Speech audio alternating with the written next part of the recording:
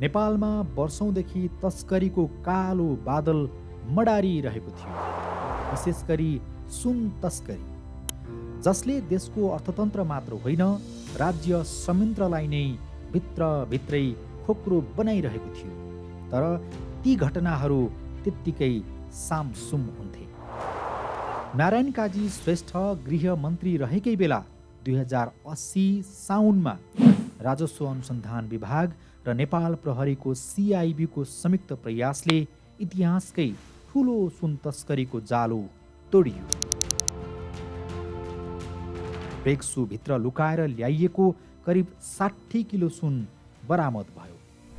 अनुसन्धान जति गहिरिँदै गयो त्यसको जरा त्यति नै शक्ति केन्द्रसम्म पुग्न थाल्यो। उच्च पदस्थ राजनीतिक व्यक्तिहरू र तस्करीको गिरोहसँग जोडिएर आयो। यो केवल प्राविधिक अनुसन्धान मात्र रहेन, यो सत्ता र शक्ति विरुद्धको लडाई नै बन्यो।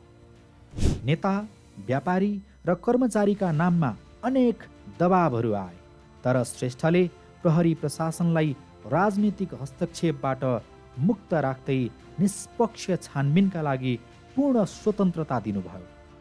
तस्करीमा संलग्न चिनिया र भारतीय नागरिकदेखि नेपाली बिचौलिया र राजनीतिक पहुँच भएका व्यक्तिसम्म जेलको कोठरीमा पुगे।